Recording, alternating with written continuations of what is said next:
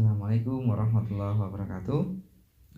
Ketemu lagi dengan saya, kita belajar lagi fisika. Untuk kali ini kita membahas materi kelas 11 pada bab yang kedua tentang elastisitas. Oke, kalian mungkin sering dengar kata-kata elastis, namun kali ini kita akan membahasnya secara fisika ya. Elastisitas itu seperti apa?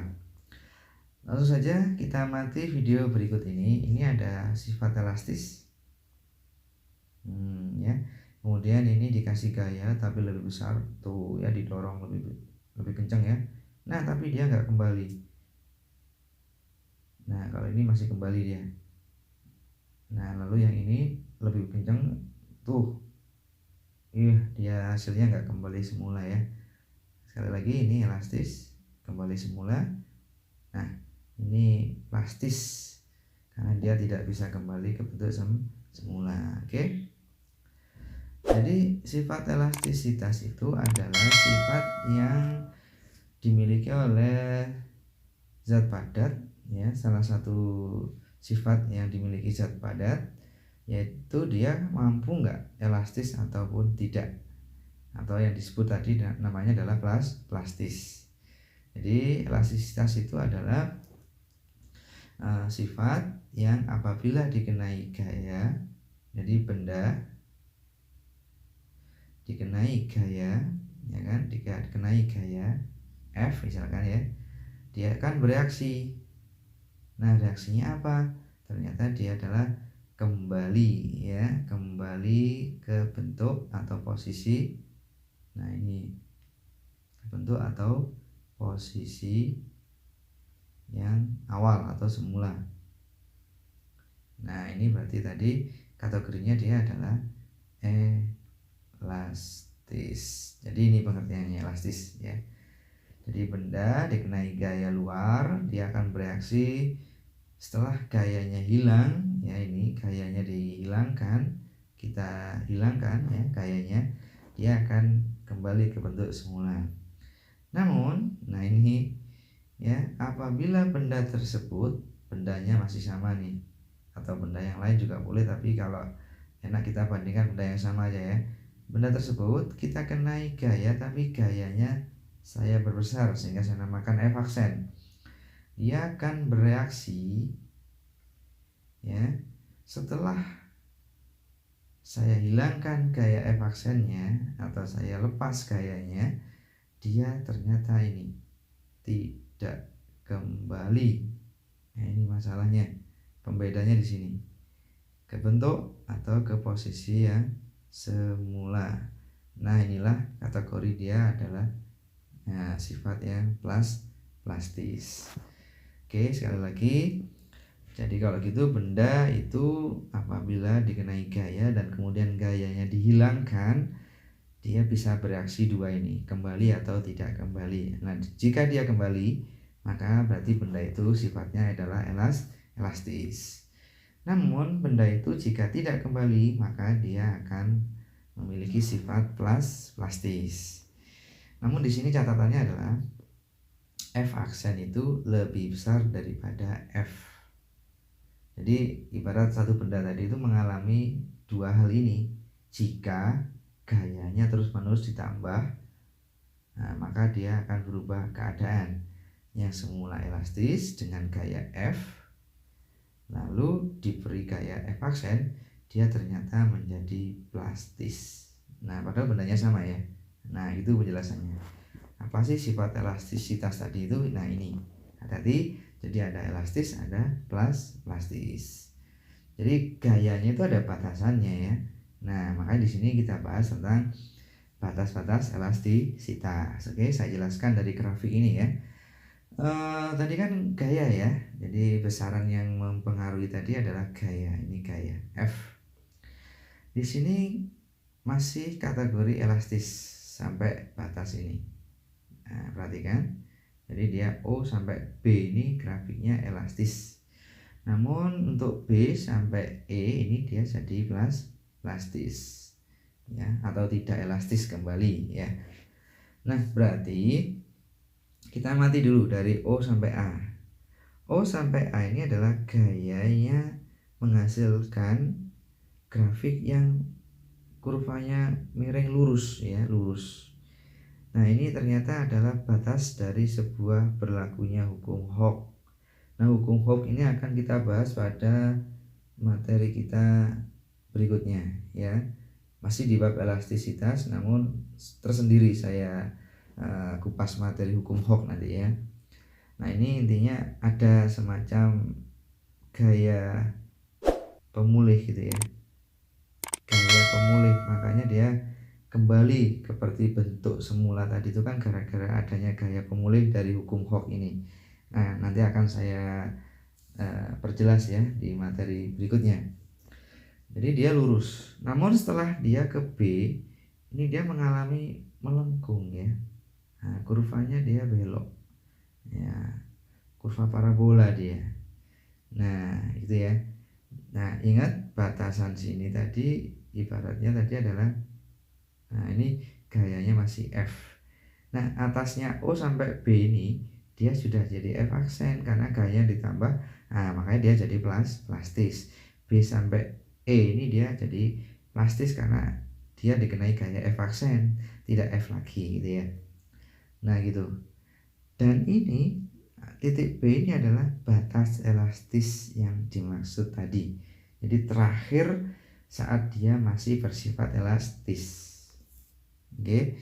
Lalu setelah kita tambah lagi gayanya sampai ke titik C, kemudian ke titik D, sampai ke titik E, dia mengalami sifat-sifat plastis yang ternyata itu pun juga berbeda. Ya.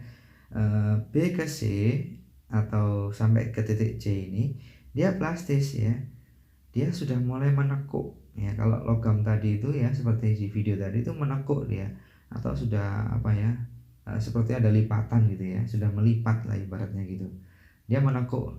Tapi dia masih bisa kalau kembali ke bentuk semula, maksudnya kalau dikasih gaya lagi, gaya lain gitu ya, dia nanti masih bisa diproses untuk menjadi ke bentuk semula, atau menghilangkan tekukannya ini dia masih bisa, masih mampu. Namun kalau sudah sampai titik D ini batas kritis atas ya. Nah, ini dia sudah nggak bisa kembali ke, ini kritis dia. Ibaratnya itu apa ya, maksimum ya. Titik kritis ini ya. Kita sebut titik kritis D ini juga. Yaitu adalah titik yang dia sudah nggak plastis lagi bahkan. Nah, di sinilah timbul suatu fenomena, yaitu dia nggak bisa kembali ke bentuk semula ya, plastis tadi. Namun sampai ke E ini dia, nah ini dia mulai ibaratnya renggang partikelnya atau rapuh ya, atau mungkin timbul pori-pori. Kemudian kalau dalam bahasa kita itu sudah mulai meregang ya, meregang partikelnya sehingga dia itu patah-patah atau bahkan sobek-robek ya kayak gitu ya. Nah, kalau tadi itu sebuah logam tadi dia sudah mulai timbul patahan ya gitu. Lama-lama diberikan dia malah akan putus. Nah, sampai titik E ini dia akan terjadi itu. Jadi titik kritis ini adalah apa ya? Ibaratnya batas terakhir ya plastis. Itu sebenarnya gitu. Ya, jadi ini ditambah gaya lagi dia justru tidak plastis, malah dia patah. Nah, jadi plastis pun itu ada batasannya. Jadi ada elastis, ada plastis, ada patah sebenarnya. Nah, patah ini rusak dia berarti sudah. Oke, gitu ya. Nah, makanya di sini mungkin ada sedikit, ini kamu lihat ada gambar benda-benda yang masih kategorinya plastis ini ya. Nah, tapi kalau dia sudah robek kayak gini ini berarti dia sudah lewat batas plastisnya ya. Nah, gitu. Oke. Jadi ini lipatan ini ya, nggak bisa kembali ini. Ya kan? Ini juga gitu, lipatan-lipatan yang dia nanti nggak bisa kembali ke bentuk semula lagi. Dia berarti namanya plastis gitu ya. Oke. Nah, besaran-besaran fisika apa saja ya yang bisa mempengaruhi sifat elastis ini? Nah, di sini saya kupas yang pertama, yaitu adalah tentang tegangan. Tegangan itu adalah dengan lambang seperti ini. maaf. Nah gini ya. Nah tegangan itu dibaca sigma ini ya. Nah ini adalah hasil bagi antara gaya yang dikenakan tiap tiap satuan luas ya terhadap luasan tertentu ya tadi ya, kayak tangan tadi mendorong penggaris tadi ya, logam di awal video tadi itu. Nah itu dikenakan ini, nah, dia menegang akhirnya. Nah tegangan itulah yang mempengaruhi elastisitas ya. Ini satuannya kita kenal dengan Newton. Lalu kalau gaya kan ini ya, kalau A ini adalah luas, maka ini meter persegi. Berarti satuannya adalah Newton per meter persegi. Ini satuannya. Oke. Lalu yang kedua itu dipengaruhi dengan besaran ini juga, yaitu adalah ya, regangan. Jadi kamu contoh elastisitas kan selain logam tadi kan karet gitu ya. Karet kan dia bisa meregang kan, itu panjangnya akan bertambah. Nah ini lambangnya E tapi E kecil ya. Nah ini adalah hasil bagi antara delta L, yaitu pertambahan panjang setelah meregang kan otomatis ada penambahan panjang lah, itu namanya delta L, dibagi dengan L0 yaitu adalah panjang mula-mula. Nah karena ini satuannya panjang dibagi dengan panjang, otomatis dia nggak punya satuan ya regangan itu. Nah nanti yang ketiga itu adalah gabungan dari keduanya, yaitu adalah namanya modulus Young namanya. Lambangnya boleh pakai Y nanti, yaitu Y adalah, tapi Y nya besar ya, yaitu adalah tegangan sigma kamu bagi dengan E kecil atau regangan. Sehingga kalau satuannya ya ini nggak punya satuan, maka ya ikut yang satuannya tegangan ya, Newton per meter persegi. Oke, inilah yang menjadi suatu besaran penting sebenarnya untuk menunjukkan sifat-sifat suatu bahan zat padat itu kemampuan elastisitasnya seberapa. Nah ini sudah saya miliki tabel yang memiliki modulus Young dari bahan-bahan zat padat tertentu ini. Kamu amati ya. Kita ambil nilai ekstrim aja ya, ambil nilai yang terbesar. Mana terbesar ini? Nikel atau baja ya ini. Nah itu baja lah, baja ini kita ambil dua pembanding aja ya. Misalkan baja ini, kamu amati baja 200. Lalu yang terkecil mana ya? Terkecil ya, oh karet nih ada nih. Nah ini karet. Kamu bandingkan dari kedua nilai ini. Oke, kamu simpulkan apa?